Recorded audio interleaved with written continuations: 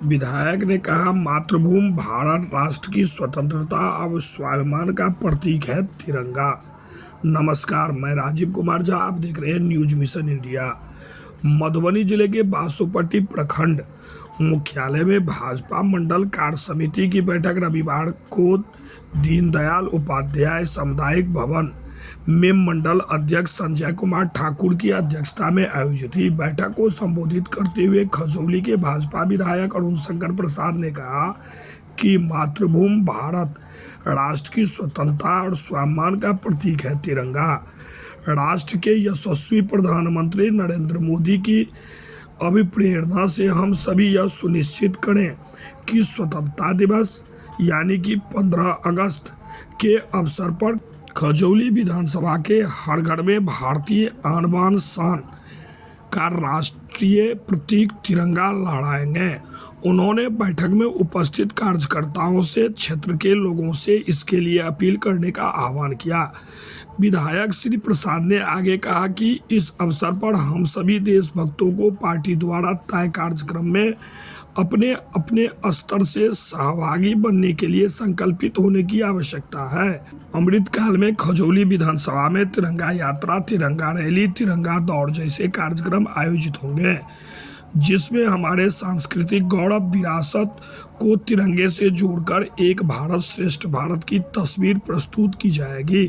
इस कार्यक्रम में 15 अगस्त को लोग अपने घरों पर तिरंगा फहराएंगे।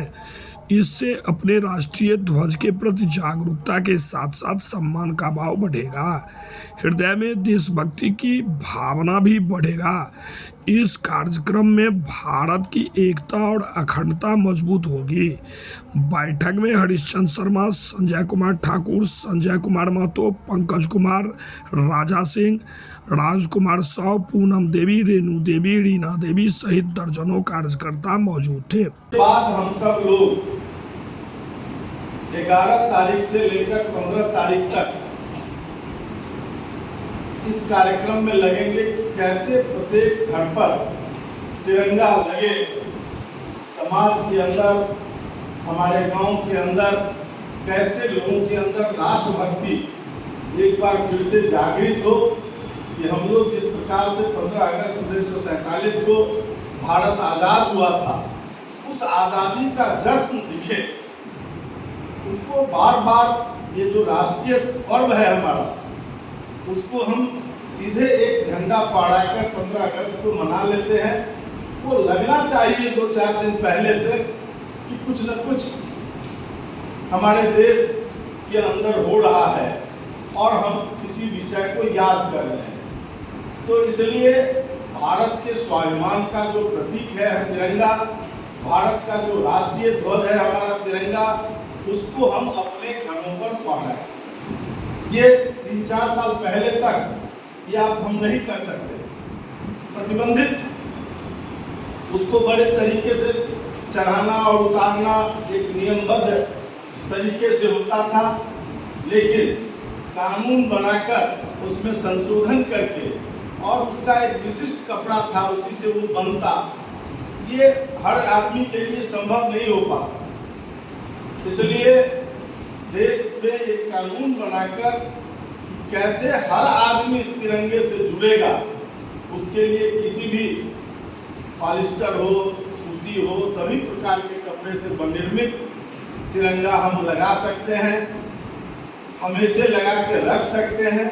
इस प्रकार का संशोधन हुआ और तब जाकर भारत के यशस्वी प्रधानमंत्री आदरणीय नरेंद्र मोदी जी ने आह्वान किया देश को, और उस वर्ष आपने देखा होगा कि तिरंगा में पूरा देश हो गया था। क्या इस देश का हिंदू, क्या मुसलमान, सभी वर्ग के लोग, सभी संप्रदाय के लोग इस राष्ट्रभक्ति में झूम उठे। और तब से हम लोग प्रत्येक वर्ष इस हर घर तिरंगा अभियान को चलाकर, खास करके भारतीय जनता पार्टी इसको चलाती है। लेकिन हमारा ये उद्देश्य नहीं है कि इसमें हम भारतीय जनता पार्टी का झंडा लेकर कहीं घूमेंगे। ये पूरा कार्यक्रम जो एक सूचीबद्ध कार्यक्रम है, उसको हम सामाजिक सहयोग से पूरा करेंगे। ये हमारा ध्येय होना चाहिए। एक तो 12 तारीख को हम सब लोग रखे हैं कि जो हमारे यहाँ मठ मंदिर है, कुछ ऐसे धार्मिक स्थल हैं या कोई ऐसा सामाजिक स्थल है, उसकी सफाई का कार्य। तो इसमें खास करके भारतीय जनता पार्टी ने महिला मोर्चा और किसान मोर्चा को विशेष तौर पर कहा है कि आपके द्वारा सफाई अभियान होना चाहिए और उसमें कोई अगर महापुरुष की मूर्ति है कहीं लगी हुई तो उसकी भी हम सफाई उस दिन करें। और 13 तारीख को तिरंगा यात्रा निकालना।